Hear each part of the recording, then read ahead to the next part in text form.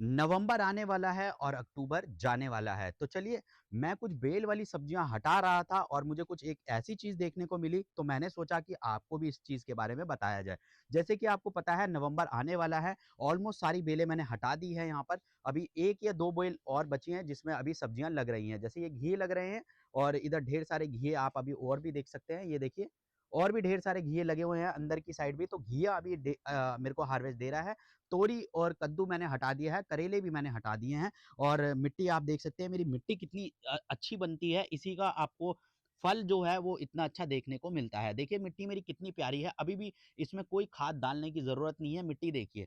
तो चलिए जो मेन बात है वो मैं आज आपको बताने वाला हूँ कि नीमाटोड क्या होता है और देखिए नीमाटोड क्या होता है, इससे कैसे बचा जाए और इसके क्या लक्षण होते हैं, कैसे आपको पता चलेगा कि ये आपकी सब्जियों में अब लग चुका है और आपको क्या करना चाहिए। आज की वीडियो में सारी चीज़ों पे बात करेंगे और मेरे चैनल पे पहली बार आए हैं तो चैनल को सब्सक्राइब कीजिएगा और बेल आइकन को भी ज़रूर प्रेस कीजिएगा। तो चलिए, तो कल मैंने यहाँ पर 2 से 3 बेलें हटाई थी, तो बारी-बारी अब मैं मिट्टी सुखा रहा हूँ। जैसे कि आप देखेंगे 1 ड्रम खाली है, तो 1 ड्रम खाली है तो इसको हम अभी वापस से तैयार करके वापस इसकी जगह पे लगाएँगे और जो दूसरा ड्रम है उसकी वापस मिट्टी हम यहाँ पर सुखाएँगे और फिर वापस धीरे-धीरे ऐसे एक-एक करके हम जो है ड्रम रखते जाएँगे। तो आज मैं आपको बताने वाला हूँ नीमाटोड क्या होता है, कैसे इसके लक्षण आपको पहले ही दिख जाए तो अच्छा रहता है। मैं नहीं देख पाया क्योंकि मेरी जो सब्जियाँ थी वो इतनी लग रही थी कि मेरा ध्यान ही नहीं गया उस पे कि मेरी सब्जियों की जो जड़ें हैं उसमें ऐसा कुछ भी हो सकता है, क्योंकि मेरे को सब्जियों की हार्वेस्टिंग बहुत ज़्यादा मिल रही थी।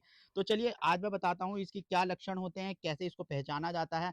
स्टार्टिंग स्टेज पे ही आपको क्या करना चाहिए ताकि ये पूरी जड़ों में ना फैले और आपकी जो बेल वाली सब्जियाँ हैं और कौन-कौन सी सब्जियों में ये लगता है, कौन से फूलों में भी ये लगता है, वो सारी चीज़ें मैं आज आपको बताने वाला हूँ। तो नीमाटोड क्या होता है, ये होते हैं एक माइक्रोब्स होते हैं, छोटे होते हैं, सूक्ष्म कीड़े होते हैं, जो कि हमारी आँखों से नहीं दिखते हैं। जैसे कि आप देखेंगे ये फोड़े, ये गाँठें से जो दिख रही हैं, ये इसकी अंदर जो होते हैं वो कीड़े होते हैं छोटे-छोटे, जो कि क्या करते हैं धीरे-धीरे ऊपर-ऊपर आते हैं और हमारी जो जड़ें हैं वो तो खराब करते ही करते हैं और जितना हम इनको न्यूट्रिशन देते हैं वो हमारी जो बेल वाली सब्जियाँ हैं उनको पहुँच नहीं पाता है और फल जो है हमारा बनता नहीं है, सब्जी नहीं बनती है और कोई उसकी ग्रोथ नहीं होती है। तो चलिए इसके लक्षण कैसे पहचाने जाते हैं? देखिए सबसे पहले क्या होता है, जो पौधा होता है वो धीरे-धीरे कमज़ोर होता है, सूखता है और इसका मैं एग्ज़ाम्पल भी आपको दूँगा। मेरे पास इसका एग्ज़ाम्पल एक लगा भी हुआ है, बेल वाली सब्ज़ी, और मैंने उस पे एक्सपेरिमेंट भी किया था और वो पौधा मेरा बिल्कुल ठीक हो चुका है और उसपे अब फूल भी आने लग गए हैं और फल भी बनने लग गए हैं। वो भी मैं आपको दिखाता हूँ।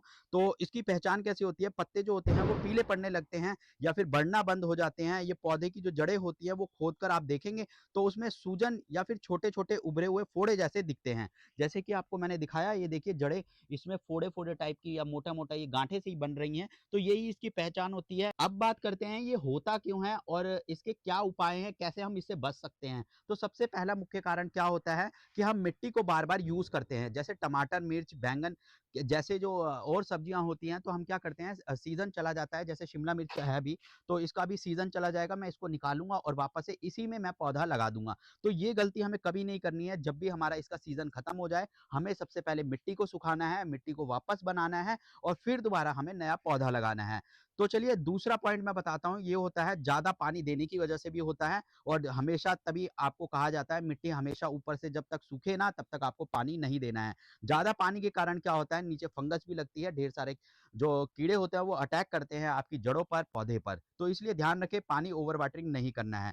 और तीसरा कारण क्या होता है, जो मिट्टी होती है वो हमारी खराब मिट्टी होती है। खराब मिट्टी कैसे? संक्रमित मिट्टी होती है, इससे भी पौधे खराब होते हैं। जैसे कि मैंने आपको बताया ही ये चीज़ मैंने कि जब भी आप पौधा निकाल दें तो उसकी मिट्टी हमेशा आपको सुखानी है, उसी के बाद आपको दोबारा से पौधा लगाना है। अगर उसमें आप नीम खली नहीं डालेंगे या ट्राइकोडर्मा नहीं डालेंगे, मिट्टी को सुखाएँगे नहीं, तो जो आप अगला पौधा लगा रहे हैं तो उसमें भी वो फंगस लग जाएगी।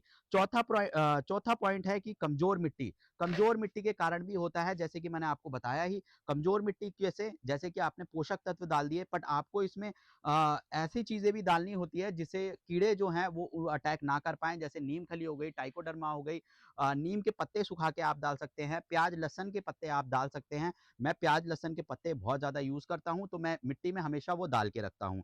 तो ये बात हो गई चौथे पॉइंट की। अब बात करते हैं हमें कि एक उपाय और करना चाहिए। जैसे कि अब आप सोच रहे होंगे मैं तो इतनी मुझे इतनी नॉलेज है, मुझे कैसे नहीं पता चला कि ये मिट्टी में नहीं लगे? मैं आपको उसका रीज़न बताता हूँ। जैसे कि आप इस साइड देखेंगे, कम धूप के कारण भी ये लगता है कीड़ा, जो नीमाटोड होता है, ये कम धूप होती है उसके कारण भी लग जाता है। जैसे कि आप देखेंगे ये ड्रम इस साइड था, यहाँ धूप कम आती थी और मुझे काफ़ी ज़्यादा हार्वेस्टिंग मिल रही थी, तो मुझे नहीं लगा था कि कोई कीड़ा लगा होगा। अगर सब्जियाँ थोड़ी कम सब्जियाँ देती है तो मेरे को समझ आ जाता है इसमें क्या प्रॉब्लम है, बट सब्जियाँ इतनी ज़्यादा लगी कि मेरा भी ध्यान उस साइड नहीं गया। बट एक चीज़ मैं आपको दिखाता हूँ, ये जो मेरा पौधा था इसमें फंगस लगी हुई थी, तो देख सकते हैं आप, मैंने इसकी थोड़ी मिट्टी भी हटा रखी है और देखिए इसका मैंने इलाज भी करा। ये देखिए आप नीचे से जो ये जो बेल थी, ये देखिए कैसे है, ये देखिए सारे पत्ते इसके कैसे हैं। बट ये जैसे ही बेल मैंने इसका इलाज करा और आप इसका रिजल्ट देखिए, पत्ते देखिए आगे कितने अच्छे हो गए, आगे देखिए फूल भी आने लग गए हैं और ये बेल अब चल पड़ी है। और जबकि ये जो बेल है ये गर्मी में मैंने लगाई थी, ये बढ़ ही नहीं रही थी।